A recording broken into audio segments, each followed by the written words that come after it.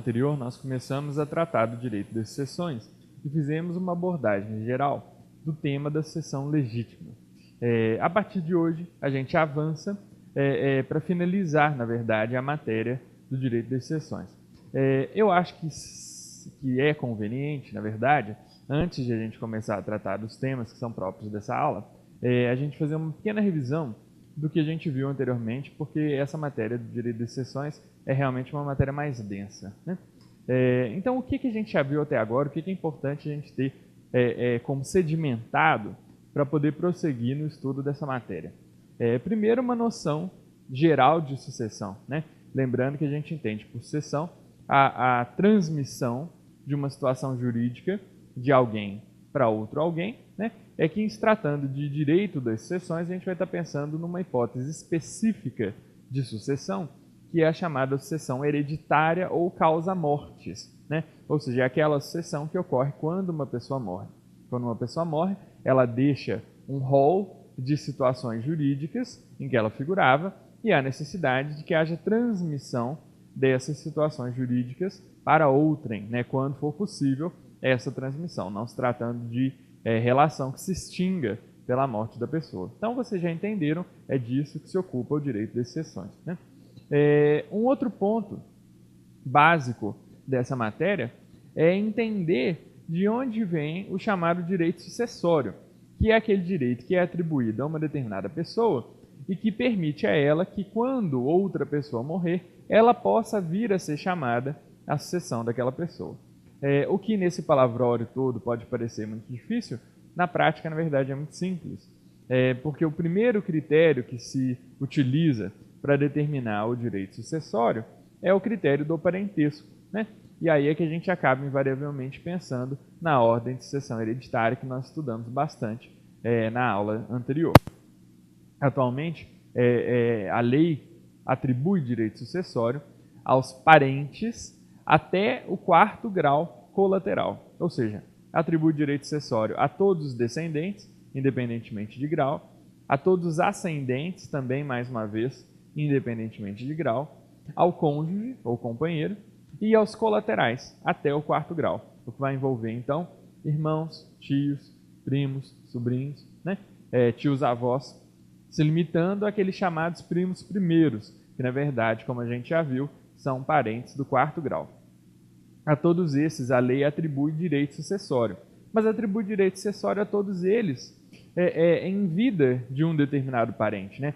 Ou especificamente em vida daquele parente que é tomado como referencial. Todos têm direito sucessório, que é um direito eventual, né? Um direito que tem a sua aquisição marcada em um determinado momento. Em se tratando de sucessão legítima, vai ser no momento em que nascer ou aquele que vai ser sucedido ou aquele que vai ser o sucessor, e depende de quem nascer por último, né? Porque aí é que vai haver o marco do início da aquisição do direito, e é um direito que tem a sua aquisição confirmada só em momento posterior, dependendo da chamada ordem de vocação hereditária. Então, tentando mais uma vez traduzir isso tudo para uma linguagem mais simples, né?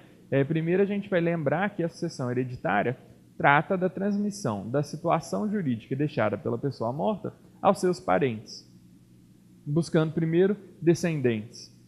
Não encontrando descendentes, buscando os ascendentes. Não encontrando os ascendentes, buscando o cônjuge. E não encontrando o cônjuge, buscando colaterais até o 4º grau. Como há, em geral, muitas pessoas envolvidas, parentes na mesma linha, mas de graus diferentes, ou parentes de linhas diferentes, sendo chamados à sucessão em concorrência, em razão da atribuição, por exemplo, de um direito de representação.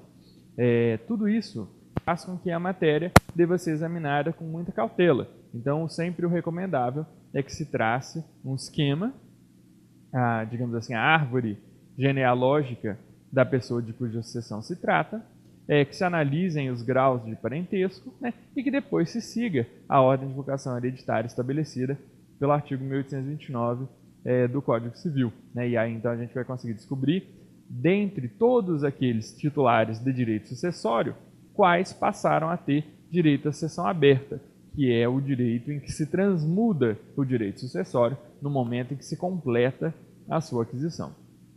Então vamos retomar rapidamente, para fins de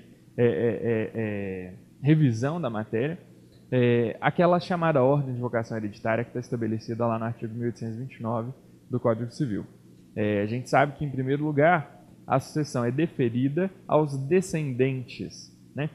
Mas há uma inovação no Código Civil que faz com que seja necessário prestar um pouco mais de atenção a esse ponto. A ordem é dos descendentes, sempre foi assim, mas o Código de 2002 admitiu a possibilidade de concorrência do cônjuge sobrevivente com os descendentes. Em quais casos? Ora, os casos vão ser determinados pelo regime de bens do casamento. Segundo o artigo 1829, inciso 1º, a sucessão é deferida aos descendentes em concorrência com o cônjuge sobrevivente, salvo se o regime de bens do casamento for o da comunhão universal. Então, se a gente for estabelecer um esquema, colocando lá todos os regimes de bens do casamento, a gente vai excluir o da comunhão universal. Se o regime é o da comunhão universal, não haverá concorrência do cônjuge sobrevivente com os descendentes. A segunda exclusão, feita pelo artigo 1829, inciso 1º, é a do regime da separação obrigatória.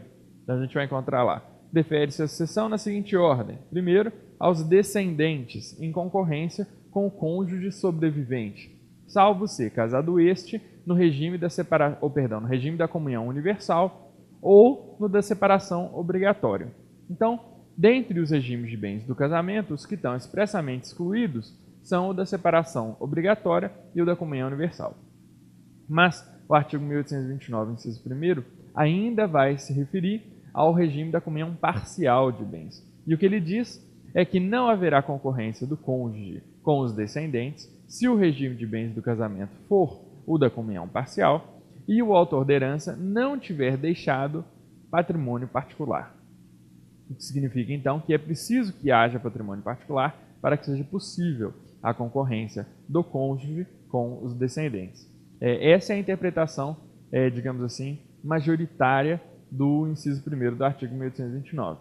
Mas cabe lembrar também que há uma outra interpretação, que é levantada pela professora Maria Berenice Dias, no sentido de que, em razão de haver um ponto e vírgula aí no meio da redação desse dispositivo legal, a interpretação com relação ao regime de comunhão parcial deveria ser o contrário do que normalmente se pensa, no sentido de que só haveria concorrência do cônjuge com os descendentes se não houvesse patrimônio particular.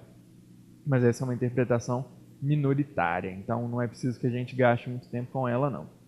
Vencida essa questão, ou seja, entendendo quais são os regimes de bens em que há concorrência, obviamente que por interpretação a contrário senso, do artigo 1829, inciso 1º, que menciona quais são os regimes em que não há concorrência. Os regimes em que não há concorrência são o da comunhão universal, o da separação obrigatória e o da comunhão parcial, se não houver patrimônio particular. Logo, se a gente quiser estabelecer uma lista, inclusive para fins de consolidação da matéria, a gente vai verificar que há concorrência do cônjuge com os descendentes quando o regime de bens for o da separação convencional, quando o regime de bens for o da participação final nos aquestos e quando o regime de bens for o da comunhão parcial e houver patrimônio particular, né? Então, vencida essa primeira etapa, é preciso entender a questão da esfera patrimonial em que vai haver a concorrência do cônjuge com os descendentes. Lembrando que, dependendo do regime de bens do casamento, poderá haver uma pluralidade de esferas patrimoniais. O regime que tem a menor quantidade de esferas patrimoniais é o regime da comunhão universal, em que há um único patrimônio, que é o patrimônio comum do casal. Ainda que possa haver dentro desse patrimônio comum bens com cláusula de incomunicabilidade, ou seja, bens que estão dentro do patrimônio comum, porque só há um patrimônio no regime de comunhão universal, mas que ainda assim não se comunicam, pertencem exclusivamente a um dos cônjuges tão somente. Esse é o regime mais simples, que tem apenas uma esfera patrimonial. O regime mais complexo é o regime da participação final nos aquestos, que a gente viu em aulas de direito de família, que acaba gerando 5 esferas patrimoniais, porque acaba produzindo a interseção de 3 esferas patrimoniais primitivas, que seria a do patrimônio exclusivo de um dos cônjuges, a do patrimônio exclusivo de outro dos cônjuges e o dos aquestos, que é o patrimônio formado pelos bens adquiridos onerosamente na constância do casamento. Mas como essas três esferas se intercedem, a gente acaba percebendo três esferas patrimoniais, três espaços do patrimônio, né? Então a gente foi do mais simples para o mais complexo. Em se tratando de regime de separação, haverá duas esferas patrimoniais, ou seja, o patrimônio particular de cada cônjuge, e em se tratando de comunhão parcial de bens, é que poderá haver uma, duas ou três esferas. Se só houver patrimônio comum, então há uma só. Se houver patrimônio comum e só um dos cônjuges tiver patrimônio particular, então haverá duas. Se houver patrimônio comum e ambos os cônjuges tiverem patrimônio particular, então haverá três esferas patrimoniais. Mas tudo bem. A dificuldade, aqui em se tratando de sucessão do cônjuge em concorrência com os descendentes, se refere tão somente ao regime de comunhão parcial de bens. Por que razão? Porque a lei determinou, ou pelo menos essa é a interpretação majoritária do preceito do artigo 1829, inciso 1º, parte final, determinou a lei que só haveria concorrência do cônjuge com os descendentes no regime de comunhão parcial se houvesse patrimônio particular. Então, o que pareceu mais lógico, mais sistemático, foi entender que a ideia era que só haveria concorrência no patrimônio particular. O cônjuge não participaria da meação do falecido. Ele entraria apenas na concorrência no patrimônio particular deixado pelo morto. Essa é uma interpretação, é a interpretação majoritária desse dispositivo. Agora, há uma outra interpretação, já vimos também, mas vale a pena repetir para fins de consolidação, no sentido de que, como a lei não distinguiu, ela apenas distinguiu os casos em que haveria ou em que não haveria concorrência, mas não fez referência a qual esfera patrimonial seria abrangida pela concorrência, então o caso seria de não distinguir. Se a própria lei não distinguiu, não caberia ao intérprete distinguir. Isso é regra de hermenêutica. E, de fato, então, esse é um argumento muito significativo, que é muito bem expressado pela professora Maria Helena Diniz. Segundo essa corrente, então, haveria concorrência do cônjuge tanto no patrimônio comum quanto no patrimônio particular. E ainda um terceiro entendimento, que tem ganhado força à medida em que julgados do STJ têm sido reproduzidos repetindo esse posicionamento, que aparece com muita veemência na pessoa da ministra Nancy Andrighi. Segundo esse entendimento, deve-se manter, no caso de morte, a mesma lógica que os cônjuges haviam adotado em vida para a organização do seu patrimônio. E em se tratando de regime de comunhão parcial, a lógica seria no sentido de que os bens adquiridos onerosamente na constância do casamento se comunicam, ou seja, integram o patrimônio comum, mas que os bens havidos anteriormente ao casamento, a qualquer título, ou os bens havidos gratuitamente na constância do casamento, integrariam o patrimônio particular de cada cônjuge. Não haveria comunicação desses bens. Isso, de fato, é verdade. A ministra Nancy Andrighi quer aplicar essa mesma lógica à hipótese de sucessão. E aí a conclusão vai ser no sentido de que só há concorrência do cônjuge com os descendentes no patrimônio comum. Por quê? Porque em vida houve a intenção de excluir a concorrência, ou, no caso, a comunhão, com relação aos bens que acabaram integrando o patrimônio particular. Então, após a morte, essa mesma lógica seria mantida e o cônjuge não sucederia no patrimônio particular. De fato, todas as três correntes trabalham com argumentos fortes, O difícil é sopesar esses argumentos e ver qual que deve prevalecer, Na minha opinião, deve prevalecer o entendimento da primeira corrente, porque é a única que fornece um entendimento que explica todos os casos de concorrência ou não concorrência.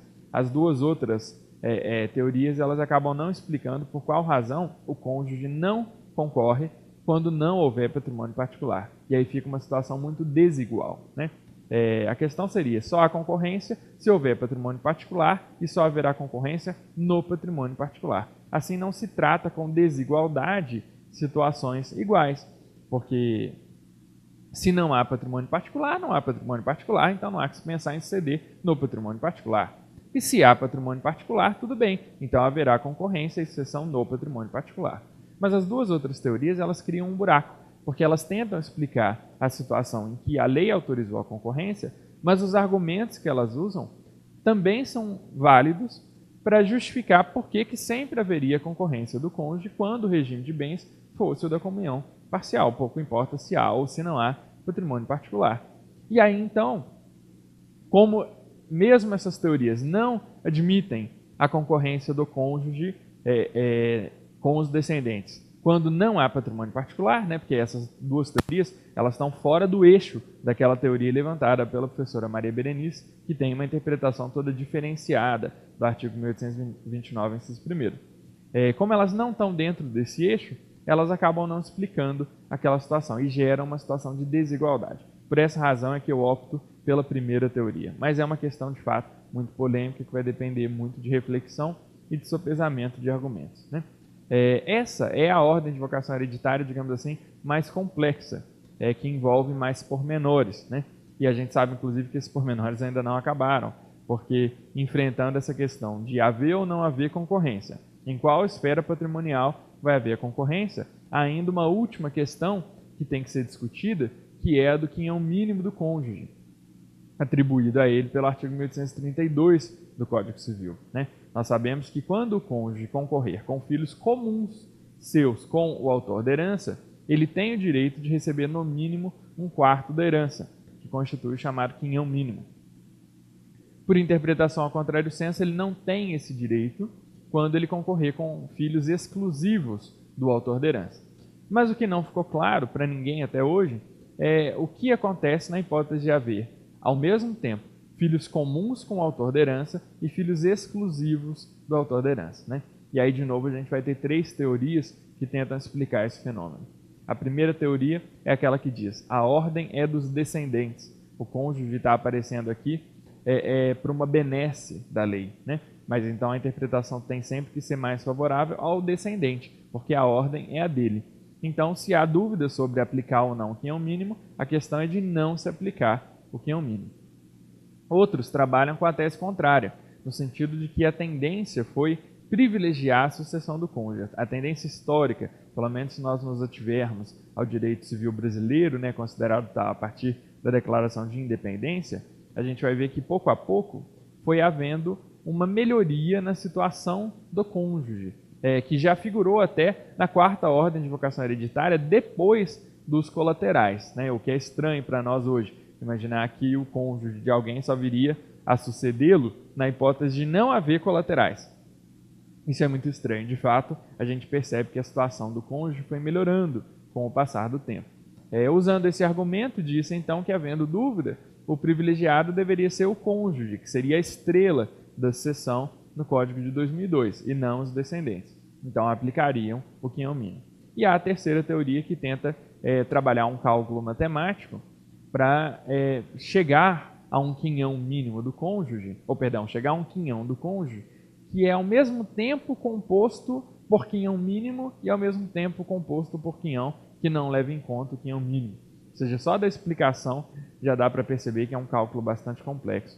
E muitos tentaram chegar a ele até hoje sem sucesso, porque os únicos cálculos que chegaram a ser apresentados acabam distinguindo quinhões dos descendentes, o que não é possível, porque a Constituição proíbe esse tratamento desigual. Eu não posso dizer para um filho que, apesar de ele ser tão filho quanto um outro filho, um vai receber mais e o outro vai receber menos, pelo fato de que a mãe deles é diferente, ou que o pai deles é diferente, sendo que eu estou tratando da sucessão do outro genitor, né? Então, essa distinção não é possível, não é constitucional. Alguns até tentam levar esse argumento adiante, mas acabam nunca explicando essa questão da inconstitucionalidade do tratamento desigual dos filhos, né?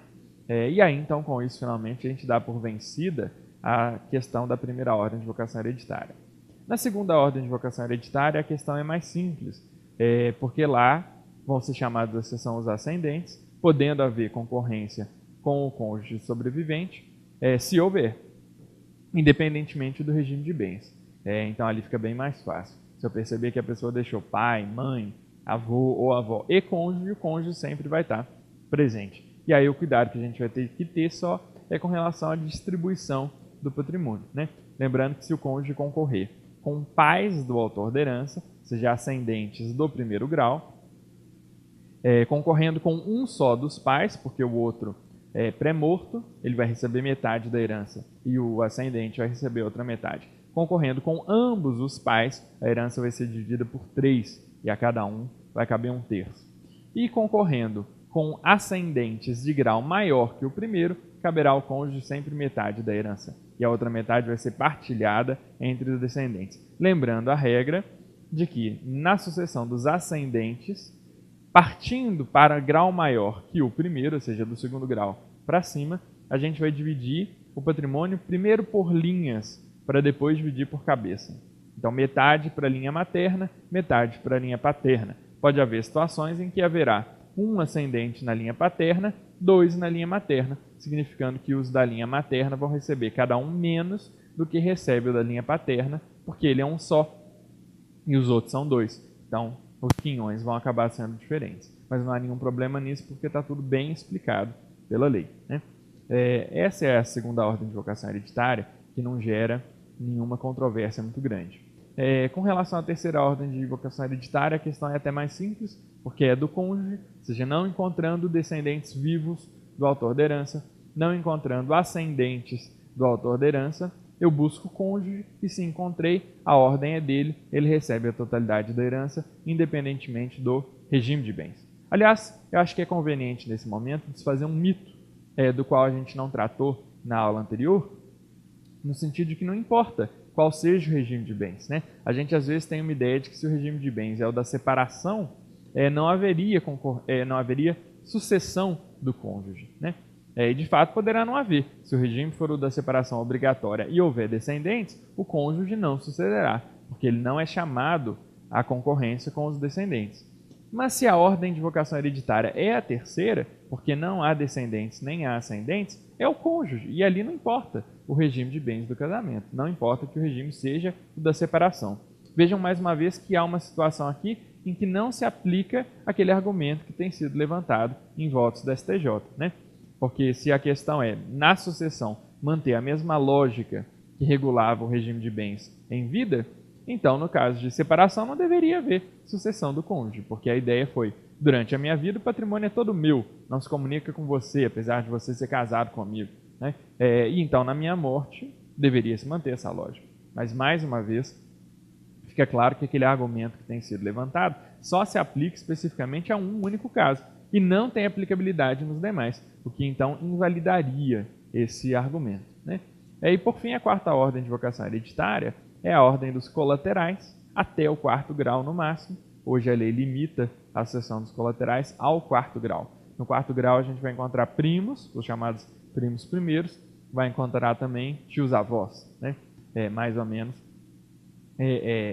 são esses os parentes que a gente vai encontrar na quarta ordem de parentesco, né? Até o 4º grau, perdão, quarta ordem não, 4º grau. Até o 4º grau de parentesco. Até o 4º grau, os colaterais são chamados à sucessão, mantendo-se mais uma vez a regra de que o grau mais próximo exclui o grau remoto, ou o mais remoto. Lembrando de duas peculiaridades. Primeiro é que, fazendo uma revisão rápida, a gente sabe que há direito de representação de alguns sucessores, de representar um parente pré-morto, né? Um ascendente pré-morto, que seria chamado à sucessão de alguém e que não vai ser porque já morreu, né? O direito de representação, como a gente sabe, é concedido a todos na linha descendente, sem limitação. Na linha ascendente, o direito de representação não tem limites. Não há nunca direito de representação na linha ascendente, por outro lado, né? E na linha colateral, há direito de representação, mas única e exclusivamente para filhos de irmãos. Então, esse é um primeiro detalhe que a gente tem que lembrar se a ordem de vocação hereditária for a quarta.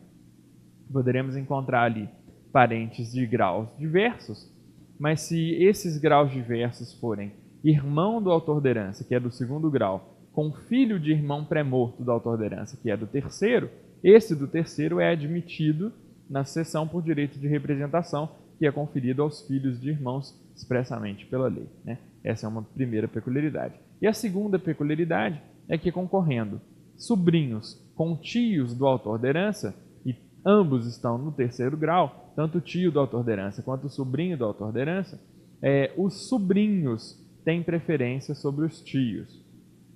seja, verifiquei quais são os parentes vivos, encontrei lá sobrinho e tio do autor da herança, ambos estão no terceiro grau, então normalmente ambos seriam chamados à sucessão em conjunto e partilhariam a herança por cabeça, né? Sendo os sucessores na primeira ordem de vocação encontrada, ainda que essa ordem seja a quarta, mas ela foi a primeira, porque eu não encontrei parentes em nenhuma das outras três, né?